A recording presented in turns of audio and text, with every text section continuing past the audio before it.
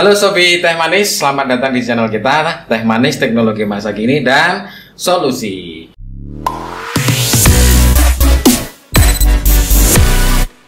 Oke, bagi teman-teman yang belum subscribe dan like dan komen, tolong di subscribe, like dan komen. Terima kasih. Selanjutnya pada hari ini kita kedatangan pejuang-pejuang IT yang luar biasa. Di sini ada dua orang. Yang pertama adalah Mr. Untung Subagio. Dan yang kedua adalah Mr. Herdisel Santoso. Assalamualaikum. Waalaikumsalam. Oke. Hari ini kita akan membahas tentang apa sih yang kita perlukan di dalam dunia IT ini, apa sih yang akan kita pelajari, dan langkah-langkah apa yang akan kita mulai berjalan ketika kita akan belajar tentang teknologi informasi. Selanjutnya mungkin yang pertama dari Pak Untung dulu ya, mungkin ya. Bagaimana tentang perkembangan teknologi saat ini gitu. Perkembangan teknologi ya. Dari teknologi apa ini maksudnya? Teknologi informatika. Mungkin khususnya pemrograman begitu ya? Iya, betul. Atau mungkin secara global dulu, nanti baru kita bicara tentang teknis-teknis yang lebih mendasar gitu. Kalau secara global, saya sendiri sih kurang tahu. Mungkin dari sisi pemrograman, kayaknya sekarang sih banyak yang menggunakan bahasa kayak Python atau kalau di teknologi mobile itu banyak menggunakan Flutter. Kemarin juga diskusi bareng sama teman-teman, nggak tahu ini apa baru atau enggak, yang menghubungkan antara front end sama back end ada yang namanya istilahnya kayak API, tapi itu bisa ngambil beberapa data saja. Kalau API itu ketika membaca itu semua data diambil, tapi ini cuma ngambil beberapa yang dibutuhkan. Istilahnya adalah GraphQL. Oh ya, jadi kita dirigidkan gitu ya. Jadi dikakukan yang diambil cuma beberapa elemen gitu aja ya. Beberapa elemen yang dibutuhkan aja. Kalau API kan misalkan cuma butuh data nama sama misalkan name, ya semua data mahasiswa diambil. Sisanya mungkin nggak ditampilkan atau bagaimana. Tapi dengan GraphQL kita bisa memilih apa yang kita butuhkan saja, semacam query SQL. Oh gitu ya. Tapi itu di API langsung. Di API langsung ya. Berarti query di dalam API. Iya. Gitu ya. Wah luar biasa ini. Kalau dari Mas Herdisel sendiri gimana tentang perkembangan teknologi? Kalau sekarang perkembangan teknologi ini, mungkin saya lebih ke dunia industri atau bisnis. Tapi hampir semua lini kan sekarang dia menjalankan proses bisnisnya menggunakan aplikasi. Iya, betul. Jadi bahkan terutama untuk marketing itu kan sangat membutuhkan sekali untuk aplikasi ini. Makanya kebutuhan programmer itu kan sekarang ini sangat tinggi sekali. Sangat besar ya. Nilai tawarnya juga makin tinggi. Ya kan, gajinya juga semakin tinggi ya. Benar kan? Wah luar biasa. Nah, otomatis berarti kan kalau kita lihat dari gaji nih, salary-nya ya otomatis kan gede itu. Iya. Itu otomatis harus kita mengajak orang-orang untuk belajar IT kan gitu. Makanya kan sekarang ini banyak orang yang non IT pun, ya kan, dia itu kan beralih ke IT ya. Bahkan di luar negeri itu mereka yang usia yang kalau kita kan ngiranya itu belajar IT itu mulai dari kapan sih? Dari misalkan dari SMK gitu kan. Kalau di luar negeri itu saya lihat malah enggak seperti itu. Usia-usia kepala 30 dan lain sebagainya itu malah mereka mulai belajar IT ya. Iya kan, karena saat ini memang penggunaan IT itu sudah memasuki semua lini ya, hampir semua sekarang butuh tentang IT. Walaupun hanya sekedar office gitu ya. Bahkan kemarin saya juga dengar itu kan Pak Menteri itu kan sempat, Mas Menteri ya sekarang Mas Menteri itu sempat berucap kalau pemrograman atau coding itu akan dijadikan salah satu kurikulum di sekolah. Jadi anak itu akan belajar pemrograman ya. Lah gimana itu? Lah ini gimana nih Mas Toto? Menurut jenengan gimana ini? Anak itu belajar sejak dini diajarkan pemrograman itu gimana? Ya menarik sekali sih kayak yang pernah disampaikan sama istilahnya mungkin mbahnya informatika di Indonesia itu kayak Bu Inge Martina, beliau juga kayaknya banyak mengajak untuk mengajar anak kecil dari usia dini itu untuk berpikir secara berpikir seperti komputer. Jadi bagaimana untuk mengurutkan, bagaimana menata mana yang lebih besar dan mana yang lebih kecil dan sebagainya. Ya tentunya disesuaikan dengan usia masing-masing, tapi diajarkan untuk berpikir secara komputasi ya, secara komputasi. Ya. Wah, luar biasa. Nah, gimana Mas? Kalau saya dengan Pak Pepep sendiri itu mulai belajar pemrograman itu dari usia berapa itu? Ya, gini Mas, dulu ketika saya belajar tentang IT sebenarnya tuh saya udah bisa mengcoding dulu sejak SMA. SMK itu sudah bisa mengcoding, tetapi saya tidak tahu sebenarnya konsep dasarnya dari programming itu apa. Ternyata ketika kita belajar itu, maka kita belajar algoritma di situ. Ya. Nah, algoritma. Jadi kita dulu nggak tahu yang namanya sequence itu apa, terus ada yang namanya nested loop itu apa, ada yang namanya katakanlah perulangan, terus dan itu karena tahu. Waktu itu nggak tahu, bayangan susah ya. Kalau susah, sekarang banyak sekali animasi yang animasi, bisa, betul. Ya kan? Kalau dulu kan susah ya. Dan tool-toolsnya juga sudah berkembang. Sekarang sudah ibaratnya what you see, what you get. Artinya apa yang kamu lihat bisa kamu praktekkan di situ kan. Beda dengan ketika saya dulu belajar semuanya basisnya CLI kan. Semuanya command line interpreter gitu. Jadi kita harus menghafal perintah-perintah itu. Dan mungkin kalau saya melihat dengan perkembangan ini, otomatis anak-anak yang masih kecil sudah bisa membuat game, sudah membuat aplikasi yang mudah dengan adanya perkembangan tool ini gitu. Tadi dulu sempat belajar pemrograman yang toolsnya cuma layar hitam. Betul. jadi itu justru kalau saya malah ya pernah dapat dulu ya waktu belajar microcontroller itu bahasa assembler itu ya memang susah waktu itu. Ya cuma sampai di situ aja sih. Iya. Kalau Pak Untung dulu saya waktu SMA malah nggak tahu, yang selalu saya ingat dan saya ceritakan itu dulu diajak sama guru SMA itu untuk ke kantor pos mengakses internet pertama kali di Kebumen. Oh gitu ya. Itu katanya di Kebumen. Sampai ke kantor pos mengakses internet gitu ya. Luar biasa. Kalau di SMA sih dulu diajari tentang komputer itu ada DOS, ada WS, ada Lotus. Nah, yang selalu saya pikirkan itu DOS itu ada perintah copy, del ren. Saya tuh nggak paham banget ini apa ini kok ada ren, ada del. Nah, setelah dari SMA itu, ya alhamdulillah kadarullah saya kok kenal dengan El Rahma gitu loh. Terus ketika masuk El Rahma, loh ternyata cuma kayak gini loh. Perintah del itu seperti ini, perintah ren itu seperti di copy. Kayaknya jadi enak banget waktu itu. Betul. Waktu itu saya juga di Rahma belajar pemrograman dulu awalnya dari basic, bahasa basic, terus Pascal. Basic itu cikal bakalnya VB ya? Iya, cikal bakalnya. Kalau Pascal itu kan Delphi.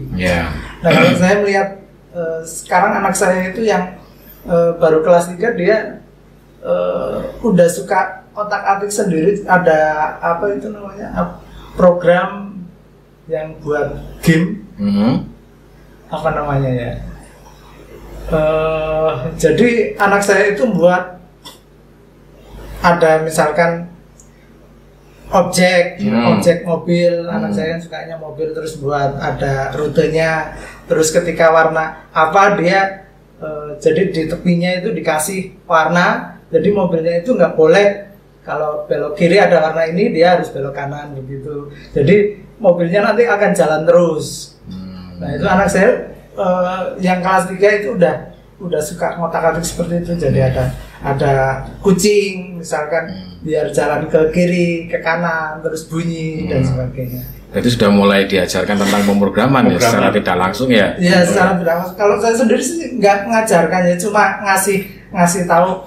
Di situ ada logikanya juga, misalkan ada tinggal di klik drag, jika ini lebih dari sekian maka ngapain, jika warnanya apa maka ngapain.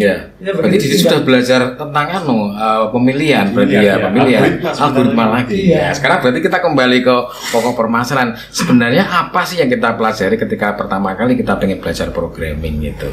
Mungkin bisa Mas Diesel atau Mas Untung yang bisa memberikan wawasannya lah gitu ya. Ketika dulu pertama kali Mas Untung, wah saya tertarik nih dengan sebuah pemrograman, saya pengen belajar tuh mulai dari mana gitu loh. Kira-kira gimana Mas Untung? Iya. Dulu saya belajar pemrograman, sukanya ya ketika awal belajar program itu diajari tentang algoritma. Tentunya supaya kita bisa membuat program, kita harus bisa bagaimana menyusun langkah-langkah untuk menyelesaikan suatu permasalahan. Ya, betul. Karena program dibuat kan untuk membantu menyelesaikan permasalahan. Nah, bagaimana langkah-langkahnya? Nah, itu dipelajari di algoritma pemrograman. Dulu waktu itu saya sih belum punya komputer, apalagi laptop seperti sekarang. Hampir mungkin setiap orang punya. Jadi dulu itu saya ya cuma membayangkan, oh kalau begini nanti begitu, kalau ini nanti jadi seperti ini. Cuma saya bayangkan aja. Nah, waktu itu ya ketika ada kesempatan saya coba ke rental. Oh gitu ya. Masih kan ada rental ya sama dulu ya. Sekarang udah ada rental lagi. Disket. Oh ya masih ada disket gitu ya. Iya betul. Saya udah nggak ada lagi sekarang disket itu. 1,44 mega itu berharga banget. Ya. Dan musuhnya satu jamur. Dulu juga apa namanya di kampus itu di lab komputernya paling cuma RAM-nya berapa? 32 mega apa ya? Oh iya, udah banter ya itu ya. Banter. Jadi rebutan. Harddisk cuma 1 giga itu kayaknya wah banget. Udah banyak banget itu waktu itu Mas. Bener. Ya kalau dari Mas Rizal gimana Mas? Kalau saya dulu kan karena memang bukan dari basicnya, bukan dari jurusan komputer langsung ya kan. Jadi mengenal pemrograman itu ya ada, jadi cuma 3 SKS waktu itu, mata kuliah pemrograman dasar ya. Tapi waktu itu saya jadi tertarik, terus akhirnya ikut komunitas gitu kan, komunitas, terus kemudian banyak-banyak apa namanya, kalau dulu kan kita pernah belum ada grup, kita pakai milis kan. Oh, milis ya. Milis gitu. Mailing list. Terus kalau kopdar online-nya itu pakai MIRC. Oh iya, kan, MIRC. Banyak join room itu. Join room. Walaupun kadang salah room. Ada ya Messenger juga waktu itu ya. Messenger juga. Kalau udah nggak ada lagi itu. Friendster. Nah, itu kedua itu. Tapi ya banyak ikut komunitas, belajar di situ. Kemudian karena memang dulu pusatnya belajar komputer itu waktu saya dulu itu ada di Puskom. Jadi ya saya mencoba untuk ini sih, untuk belajar itu mencoba untuk membentuk apa ya, lingkungan yang memang itu mendukung saya untuk belajar pemrograman. Karena kan memang lingkungan saya itu karena jurusannya bukan komputer, gitu ya. Kan bukan, makanya lingkungannya nggak ngoding gitu ya. Makanya saya cari lingkungan itu. Nah, terus setelah dapat, kemudian satu-satunya temen yang bisa diajak curhat, tanya tentang pemrograman itu waktu itu kakak tingkat cuma 1 orang. Itu saja, terus minjemi saya buku, ya kan, satu buku itu pertama itu pakai Visual Basic tapi yang 5. Oh iya. Ya kan, itu terus cari programnya itu juga susah betul. Ya kan, Visual Basicnya itu harus ke rental, sewa CD. Ya kan? Nah, ya itu, terus kemudian tekuni saja itu. Kalau ada error dia tanya di mailing atau list atau di grup komunitas itu. Kalau ketemu langsung ya kadang tanya sama temennya itu seperti itu. Oke, sekarang gini Mas itu sama Pak Untung ya. Kalau kita melihat perkembangan ini kan otomatis bahasa pemrograman juga berkembang nih. Zaman dulu ada VB5 tadi ya, Visual Basic 5, ada Delphi 7 dan sebagainya. Sekarang sudah ke namanya apa ya, Right ya kan, ke sana Delphi. Nah, itu udah masuk ke sana, otomatis kan kita mau belajar mulai dari mana nih susahnya kan? Apakah kita langsung lompat ke yang Delphi atau yang menggunakan VB.NET gitu, kasarnya begitu, atau kita belajar menggunakan yang Java? Kan ada banyak sekali macam pemrograman. Kira-kira menurut Mas Diesel sama Mas Untung gimana ini dengan perkembangan itu? Kira-kira apa sih yang harus kita pelajari dulu gitu? Kalau saya sih sebenarnya tergantung kebutuhan ya. Tergantung kebutuhan gitu ya. Kembali lagi itu kita nanti tujuannya mau apa gitu. misalkan memang kita tujuannya mau cari uang gitu kan, nah bahasa pemrograman kan ada yang digunakan untuk enterprise dan ada yang digunakan untuk misalkan skala kecil gitu. Skala kan. kecil. Iya. Saya sama Pak Otong ini juga ngoding sama-sama Python. Sama Python ya. Pythonnya itu frameworknya berbeda. Wes, luar Pak biasa. Otong pakai Django, saya pakai Flex gitu. Karena memang kebutuhannya mungkin berbeda ya, skalanya itu juga berbeda. Jadi mending disesuaikan saja dengan apa yang mau diraih gitu. Terus kemudian kalau mau belajar PHP itu kan ya mending dimulai dari natif dulu aja. Natif ya. Ya. Okay. Mungkin Pak dulu kayaknya yang memberikan tips saya untuk belajar natif dulu itu malah Pak PHP. Wah, saya sendiri ya. Saya sebagai dosen jenengan ya. Luar biasa ya. Kalau apa mending pakai natif dulu aja ya biar kita tahu kan kalau kita sudah belajar natif nanti kan kita mau membayangkan framework itu kan lebih mudah. Iya. Gitu. Ya karena pada prinsipnya natif itu kan ke bahasa alaminya sebenarnya betul. Kita core-nya di situ. Apapun frameworknya sebenarnya itu kan sebuah alat menurut saya dari dulu saya diajarin juga begitu. Jadi apapun frameworknya ketika Anda sudah menguasai konsepnya otomatis mau jalan kemana pun bebas. Gitu. Nah, kembali ke masalah tadi kebutuhan ya. Jadi kalau Mas Idril berdasarkan kebutuhan, apa sih yang kita butuhkan dulu untuk membuat sebuah aplikasi gitu ya. Sekarang kalau dari Mas itu gimana melihat seperti ini perkembangan ini? Ya kalau saya lihatnya ya mirip sih sama seperti yang disampaikan Mas Diesel. Sesuai kebutuhan kita mau buat apa. Kalau secara gampangnya teknologi sekarang kan ada kita mau buat web atau aplikasi mobile. Kalau misalnya mau pakai web ya belajarnya langsung apa namanya bahasa apa yang digunakan untuk membuat web gitu ya. Jadi misalkan ya itu juga tergantung tim kita ada di mana. Kalau tim kita itu sukanya PHP ya gimana lagi kita harus belajar PHP. Tapi kalau tim kita yang gunakan adalah Python, misalkan frameworknya Django tadi atau Flash, ya gimana lagi kita harus belajar Python. Itu ya. Betul. Kalau misalkan mau membuat apa namanya aplikasi mobile, ya kita gunakan bahasa pemrograman yang untuk mobile. Misalkan yang kayaknya sekarang mudah dan ya cukup mudah dan menarik itu ada Flutter ya. Satu kali tulis bisa untuk Android, bisa untuk apa namanya iOS, bahkan web juga bisa dia ya. Dan kalau nggak salah pakai apa? Dart ya dia. Ya bahasanya pakai Dart. Iya. Oke. Nah kalau apa namanya ya kayak kemarin saya baru gabung ikut tim. Kalau sebelum-sebelumnya saya sering ngerjakannya sih pakai PHP, terus saya ingin tahu gimana sih kerja dalam tim. Nah ada yang ngajak. Nah ketika masuk ke tim ternyata temen itu menggunakan framework Django ya. Gimana lagi akhirnya saya belajar Python. Nah, ada waktu itu saya dikasih bagian back end, ada teman itu bagian front end. Waktu itu rencananya pakai React. React.js ya. React.js. Terus? Nah, tapi karena suatu kondisi yang tidak bisa ditolak, akhirnya timnya berubah secara drastis. Akhirnya nggak pakai React lagi.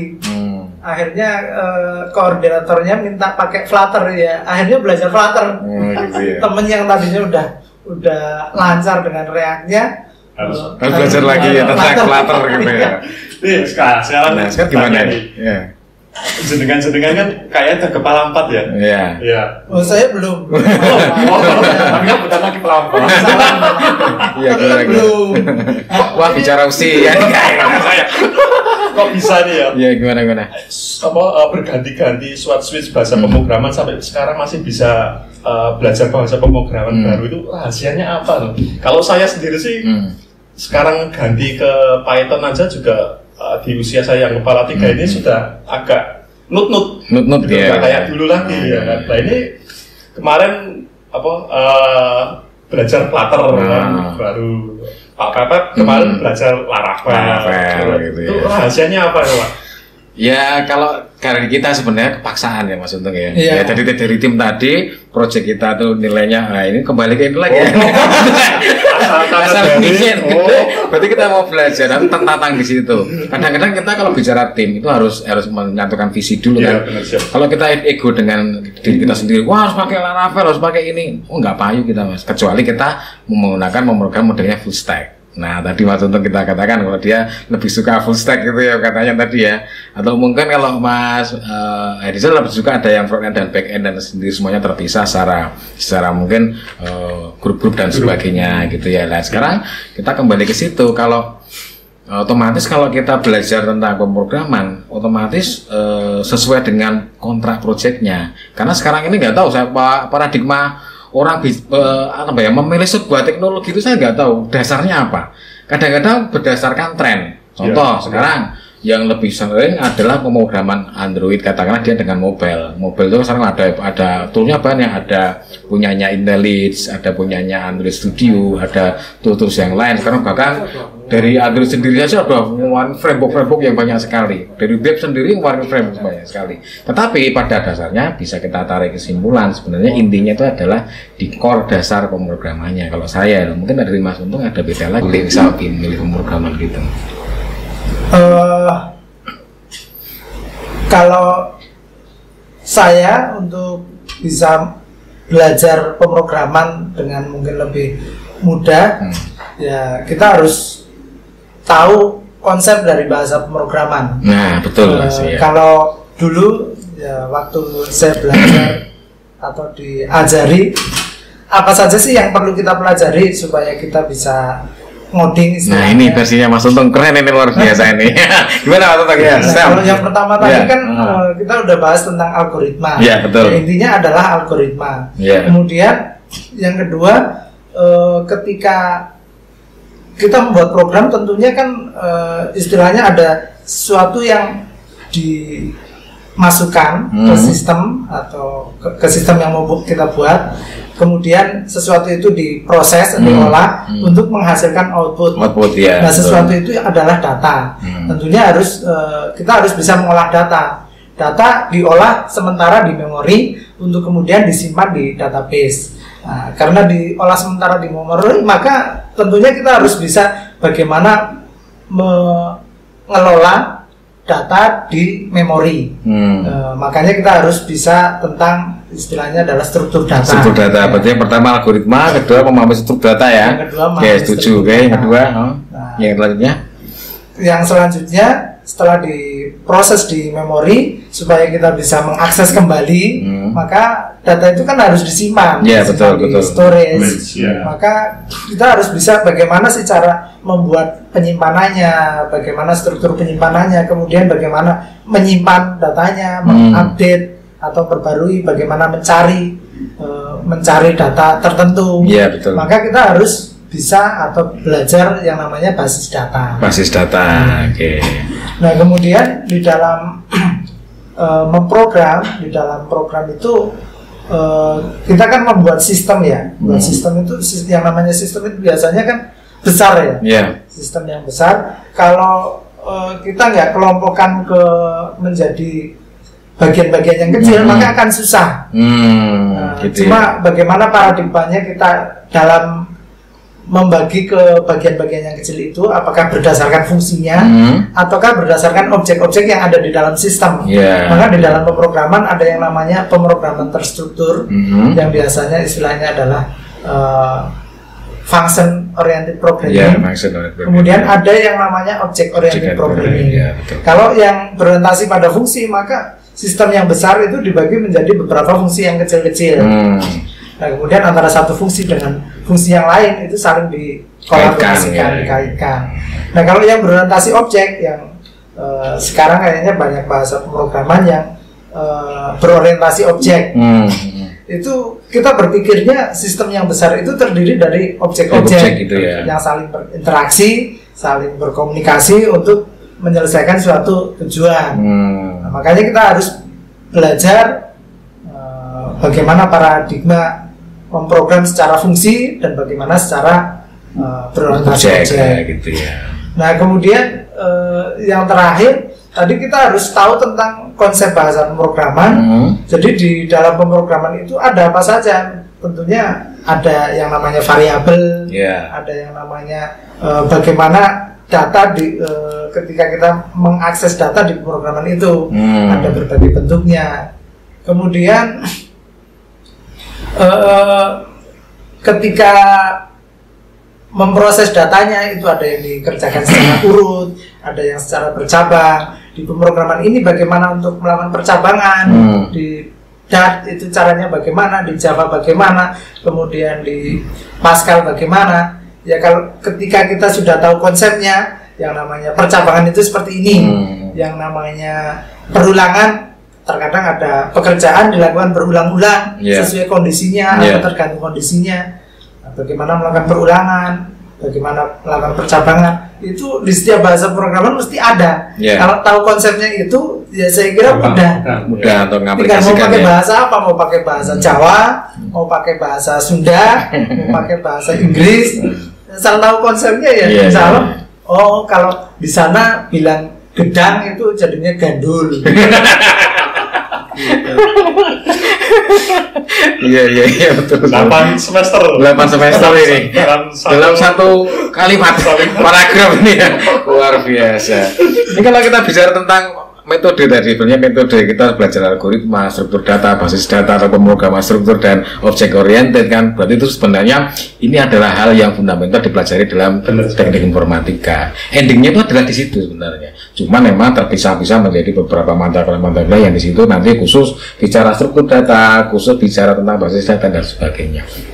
Nah, yang jadi permasalahan itu gini Mas Edison, kita sama-sama pendidik ya, sehingga ketika untuk menjelaskan ke mahasiswa itu mungkin ada sesuatu yang agak susah, karena kalau tidak ada niat atau kemauan untuk belajar ini agak susah Mas ya.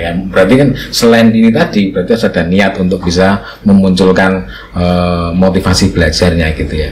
Kalau dari Mas Edison gimana itu kalau yang menurut dengan bagaimana untuk meningkatkan minat dan bakat mahasiswa atau kita sendiri untuk ketika belajar gitu. Kiatnya apa kira-kira? Kalau saya itu ya seperti yang diajarkan Pak Pepep dulu, selama ada project itu pasti ada niat. Iya betul. Ya penting project ya. Tapi memang benar itu. Jadi mahasiswa saya itu kebanyakan yang berhasil pemrograman itu yang yang dia itu case-nya itu setelah dia bisa itu langsung project ya. Gitu. Berarti studi kasus dia langsung ya. Iya. Dulu saya beberapa kali ngasih project ke mahasiswa dan hasilnya mereka ya walaupun ada beberapa yang itu nggak bisa ngikuti, tapi akhirnya ya ada yang berhasil, ya. Gitu. Dan mereka memang saya tanya ya kalau ada project lebih tertantang. Iya, untuk mengerjakannya lebih tertantang untuk walaupun sebenarnya nilai ininya kan enggak seberapa ya, gitu kan. Itu.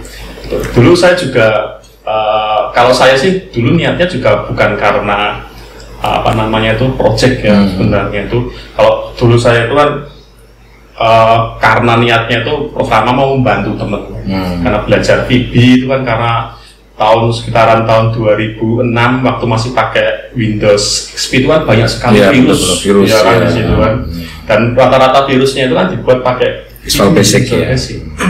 Makanya saya belajar VB, belajar cara ngatasi virusnya itu gimana, terus buat antivirus kecil itu ya, termasuk buat virusnya juga. Betul. tapi saya dulu juga gitu belajar PHP, belajar itu karena apa? Karena tertarik sama hacking. Nah, ini jadi catatan Mas. Kadang-kadang gini, saya ini kita agak melebar sedikit nggak apa-apa ya tentang bagaimana belajar. Kalau kita melihat dari kurikulum katakanlah ya, mungkin dari pendidikan kita sendiri, kenapa sih kita harus belajar Pascal yang itu notabene-nya adalah pemrograman jadul. Kenapa kita tidak langsung menuju ke Flutter aja deh gitu? Ketika semester 1 udah belajar Flutter, setelah kita mempelajari algoritma struktur data, habis itu langsung kita belajar basis data mungkin ya. Habis itu terus langsung pemrogramannya nggak usah pakai yang Pascal dan sebagainya. Menurut dengan gimana nih? Kalau menurut pandangan Mas Edison sama Mas Untung? Kalau mungkin ya Pak Untung yang bisa jaga. Kalau saya kan nggak terlalu banyak berkenalan sama bahasa Flutter itu kan bahasa dasarnya Dart.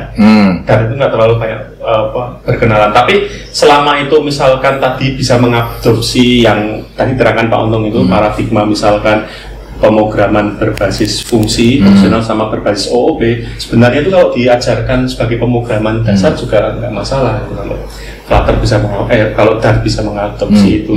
Bahkan kalau dulu waktu saya di tempat saya itu pakai Pascal, itu di kampus lain itu sudah nggak pakai Pascal. Nggak pakai Pascal lagi.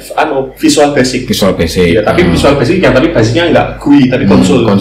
Itu. Jadi kan sebenarnya apa namanya tuh dia kan sudah pakai bahasa pemrograman yang di level di atas. Iya, betul. Itu. Nah, kalau menurut Mas Untung itu kita masih relevan nggak dengan pembelajaran yang model kita masih mengajarkan Pascal, apapun kita tidak langsung mengajarkan yang berbasis fungsi tapi bukan Pascal, atau mungkin yang lebih arahnya lebih tinggi lah, mungkin bahasanya sudah mendekati OOP gitu ya. Setelah saya mencoba belajar beberapa, kayaknya juga kurang cocok ya, kurang relevan ya. Oke, betul. Saya berpikirnya malah lebih bagusnya kalau misalkan diajarkan Python sekalian, apalagi sekarang kayaknya Python itu untuk lebih mengarah ke data science untuk big data dan sebagainya. Kayaknya banyak yang menggunakan Python. Mungkin dari awal kalau diajarkannya menggunakan itu kayaknya lebih bagus. Lebih bagus ya. Oke. Saya dari tadi ngelihat Mas Edison sama Mas Untung kok tertariknya ke Python, walaupun saya juga Python juga dalam arti konteks sebenarnya core saya itu di Python. Tapi alasan apa sih mau melatar belakangi? Karena ada banyak pemrograman ya di situ ya, ada C, ada Perl kalau Anda pernah dengar ya, terus ada bahasa yang lain-lain lah seperti itu. Kenapa Python menjadi sebuah bahasa yang harus dikuasai? Kalau saya sih memang dari awal di Python itu kan backendnya pakai Python ya. Itu ya karena memang kalau buat khususnya untuk pembuatan IPA itu kan memang selama ini yang saya tahu itu Python itu kuat untuk pembuatan IPA-nya gitu kan. Kemudian library-nya itu juga banyak sekali ya kan. Kemudian sekarang juga mungkin sudah lama mendukung ORM juga kan, objek relasional model ya. Itu kan. Jadi ketika kita mau mendefinisikan suatu database itu kan kita di situ itu kita harus kuat sekali pemahaman tentang database-nya ya. Kalau di Laravel mungkin sama seperti migration ya. Migrate gitu kan, seperti itu. Nah, mungkin karena alasan-alasan itu ya kemudian dia kompatibel dengan berbagai macam basis data. Karena kan di tempat kami itu basis datanya itu juga udah lagi nggak menggunakan yang relasional tapi pakai yang non relasional karena kan transaksinya hampir setiap hari kan kalau pakai makanya dibeli database yang relasional. Dan Python itu mendukung sekali untuk itu gitu itu. Kemudian untuk learning rate untuk belajar Python itu lebih banyak, lebih mudah untuk dipelajari. Gitu. Nggak terlalu tinggi learning rate-nya itu kan. Itu jadi kalau mau migrasi ke Python itu sebenarnya nggak terlalu susah. Iya kan. Itu. Oke, mungkin kembali ke pokok bahasanya. Ada banyak bahasa, tadi ada Python, ada data. Sekarang kalau kita patokannya adalah perkembangan teknologi, berarti kan kita basisnya kebutuhan pasar. Nah, kira-kira menurut Mas Diesel sama Mas Untung, proyeknya yang paling banyak mana nih gitu?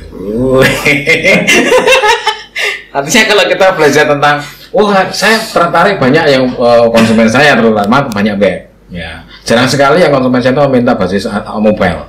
Nah, mungkin kalau dari Mas Untung sendiri ada beda lagi, Mas Diesel beda lagi. Ini kan kita namanya ngobrol yang pokoknya tentang bisnis dan teknologinya gitu loh. Kira-kira nanti biar sob itu tahu, wah saya lebih tertarik pada Python, saya lebih tertarik pada Laravel, saya lebih tertarik pada itu gitu loh. Sehingga kita lebih mengerucut lagi bahasa-bahasa yang tidak relevan lagi, contohnya seperti tadi pada Pascal dan yang sudah tidak relevan dengan teknologi sekarang. Oke lah kita skip dulu, kita hidden lah ibaratnya gitu. Kita munculkan bahasa-bahasa yang lebih menarik lagi. Dalam hal ini mungkin ada Python, ada ini tadi. Sehingga nanti kalau kita ngajarkan struktur data, bukan struktur data berdasarkan Pascal, tetapi struktur data dari Python gitu loh maksud saya. Sehingga ini memicu kita ke depan mahasiswa itu kalau dalam belajar atau sobi-sobi yang ingin belajar langsung aja nembak Python atau Laravel, nanti intinya sama di sini, otomatis dia bisa menggunakan aplikasi itu gitu. Nah kira-kira kalau dari Mas Diesel sama Mas Untung, kira-kira proyeknya yang paling banyak yang mana ya bahasanya itu? Kan ada Mas Untung terkenal, saya tahu jago mobile programming. Wis, Masya Allah ya. Bahkan salah satu instruktur dari coding, fasilitator, luar biasa. Fasilitator ya. Tidak apa ya, tidak abal-abal gitu. Para pejuang luar biasa loh. Macam fotonya. Oh iya. Foto apa? Selamat hari guru. Iya ini luar biasa nih, saya tertarik sekali. Makanya ini kira-kira untuk sekelas Mas Untung ini kira-kira merekomendasikan yang mana untuk bahasa pemrograman gitu?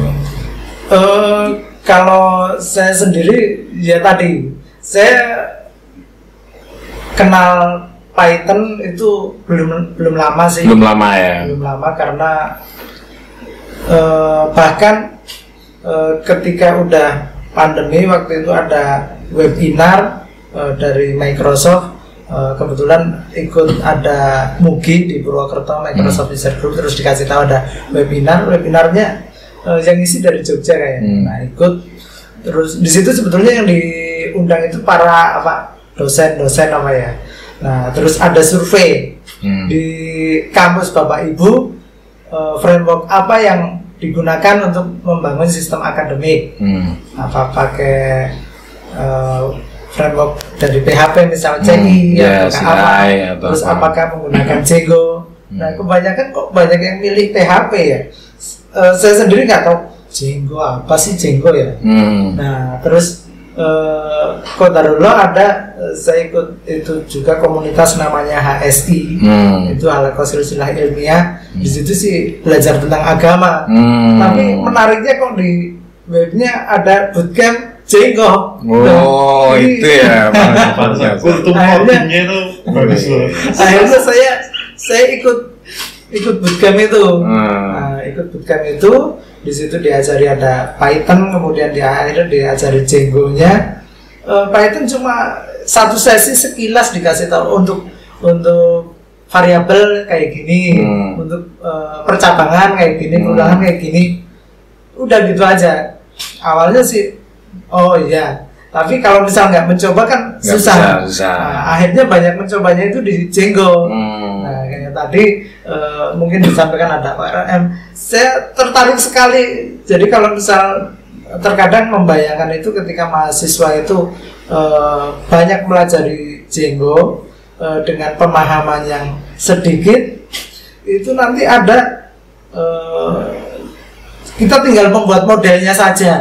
Membuat modelnya, struktur database-nya seperti apa, misalkan data mahasiswa, itu ada data NIM, itu tipenya apa, ukurannya berapa, cuma kita tentukan itu, kemudian nanti kita migrate, kita buat migration kayak semacam di Laravel. Bahkan waktu di di bootcamp itu saya dikenal sama instrukturnya, wah ini diajar Django malah diarahkan ke Laravel. Gitu ya. Gak bisa gitu ya. Karena ada migrasi tadi ya. Karena ada migrasi tadi. Ada route. Saya berpikirnya, oh tak buat kayak Laravel aja. Jadi pola pikirnya Laravel tapi bahasanya Django. Oke, mantap. Terus ketika udah dimigrasi, kemudian kita register ke admin, itu udah jadi bisa menambah, mengedit, menghapus, kemudian menampilkan. Jadi ada adminnya, bahkan loginnya udah tersedia. Ya kayak Laravel kan sebenarnya udah ada. Terus middleware-nya ya. Relasi-relasinya itu kalau ketika saya menggunakan CI, misalkan mau mengakses data dari beberapa tabel kan harus query, select apa-apa, kemudian join tabel apa, join tabel apa. Nah di Django ini ORM-nya cuma menggunakan satu tabel, mengakses data di tabel lain itu udah bisa. Gitu ya. Karena di modelnya udah terbentuk. Sudah terbentuk. Iya.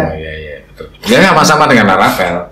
Laravel juga begitu. Dia bisa basicnya model. Jadi modelnya sudah dideskripsikan dulu dengan baik, otomatis ketika dia akses satu database tabel induknya, otomatis yang sebagai childnya udah ketarik semua. Tapi kesimpulannya itu untuk generasi sekarang ini pemahaman akan database-nya itu harus kuat ya. Karena bicara objek model, otomatis kita harus bicara tentang relasi database dan kita harus berpikir secara logis. Kalau logikanya nggak kuat, berat dengan gitu. Gitu. Jangan sampai nyebut MySQL saja itu MySQL. Nah itu berat itu ya. Nah sekarang ada paradigma baru kalau kita sekarang ada yang terkenal namanya NoSQL. Nah itu walaupun banyak lagi ada namanya big data, ada yang bicara tentang RDBMS. Nanti kita belajar gitu makin berat lagi ya. Nah sekarang terakhir lah, mungkin ada sesuatu apa yang ditekankan ketika teman-teman ini menyarankan untuk belajar. Apakah berdasarkan tadi grup-grupnya kan ada yang mobile programming, ada yang web programming, ada yang desktop programming. Nah kira-kira menurut teman-teman ini merekomendasikan yang mana kalau Mas Untung sama Mas Diesel dan saya? Atau mungkin gini, kita harus belajar satu-satu minimal. Nah itu kan bisa jadi ya, atau lebih condong ke kuasain satu bahasa tapi sampai mendetail, atau menguasai banyak bahasa tapi tidak mendetail gitu kan, karena di bangku kuliah itu mesti banyak sekali bahasa, bicara banyak dosen tuh, dia keluarnya di sini ada di situ kan begitu. Menurut teman-teman gimana itu? Ya kalau saya sendiri sih mikirnya ya sesuai tujuannya, kita pingin bikin apa. Kalau pingin bikin mobile app ya kita pelajari bahasa-bahasa untuk mobile app. Kalau pingin bikin web ya pelajari bahasa dengan web. Ya karena apa namanya, ketika kita belajar bahasa pemrograman, kalau misalkan tidak dipraktekkan dengan kasus, tidak susah. Menulis langsung itu susah. Ya betul. Jadi harus ya kayak tadi harus ada kasusnya. Ketika ada kasusnya maka kita akan lebih mudah untuk berpikirnya. Hati-hati, harus ada real case ya. Iya, real case. Kadang yang diajarkan di di kelas itu berbeda dengan yang ada di lapangan. Di kelas diajarkan cuma bikin satu tabel, ternyata realnya itu lebih banyak tabelnya, lebih kompleks gitu ya. Kompleks. Ya karena kalau di kelas diajari satu tabel aja nggak selesai. Nah itu ya, betul. Bahkan kalau dulu ketika awalnya saya belajar mobile tadi, kemudian ikut decoding itu karena saya disuruh mengajar mobile programming, padahal saya sendiri belum bisa. Bahkan ini di samping saya mahasiswa saya dulu satu semester cuma diajari install. Pertemuan pertama install. Pertemuan kedua install lagi. Karena instalasi nggak jadi. Ya ini karena mungkin hardware-nya ya. Hardware-nya harus setting hardware juga. Ya makanya itu. Apalagi sekarang kalau Android Studio itu kan harus koneksi internet ya. Luar biasa. Kalau koneknya lemot, berat sekali. Ya. Oke, kalau gitu bisa kita tarik kesimpulan nih. Kira-kira kesimpulan apa yang kita dapatkan dari obrolan ini? Satu, yang pertama adalah ketika kita ingin belajar informatika atau pemrograman, yang pertama kita lalui tadi saya ambil kesimpulan dari Mas Untung, harus belajar algoritma. Yang kedua adalah belajar tentang struktur data. Yang ketiga adalah belajar tentang basis data. Yang keempat adalah bagaimana kita memilih sebuah pemrograman, apakah berbasis fungsi atau berbasis objek. Gitu ya. Oke, mungkin setelah ini ada sesi yang namanya Tuti.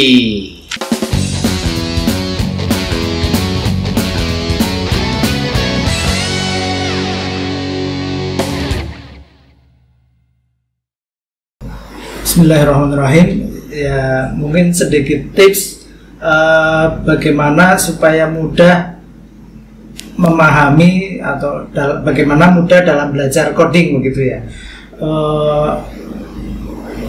Ya tentunya pertama harus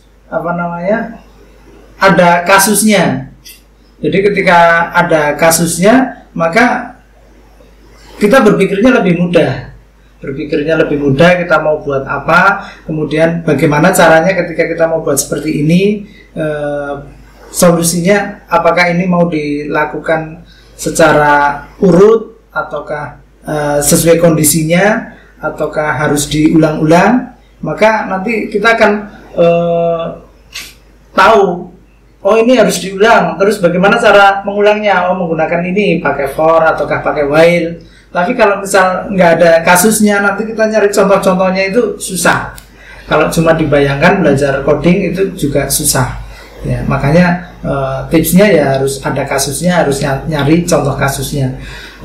Kemudian tipsnya supaya mungkin kita tetap semangat belajar coding, jadi akan lebih mudah, harus punya komunitas. Kalau misal nggak punya komunitas, kita akan bingung ketika mentok. Waduh, ini saya nggak bisa ngerjakan ini, menyelesaikan ini karena nggak ada yang ditanya, mentok, ya akan berhenti. Tapi ketika ada komunitas, maka kita akan mudah untuk mencari referensi. Mungkin juga ya kalau kita bisa sedikit-sedikit bisa tentang bahasa Inggris, mungkin akan lebih mudah mempelajarinya karena ya tidak bisa kita pungkiri bahasa pemrograman semuanya menggunakan bahasa Inggris, misalkan if, then, dan sebagainya. Mungkin itu sedikit tips yang bisa saya sampaikan. Terima kasih. Assalamualaikum warahmatullahi wabarakatuh. Oke, Sobi Teh Manis, tak terasa ternyata bahasan kita sudah lama sekali sehingga ini bisa kita ambil kesimpulan bahwa perkembangan dunia teknologi ini sangat luar biasa. Jadi teman-teman harus selalu siap untuk up to date. Oke, untuk next video akan kita hadirkan lagi para pejuang-pejuang informatika yang luar biasa. Dan jangan lupa untuk selalu subscribe, like, dan komen. Terima kasih.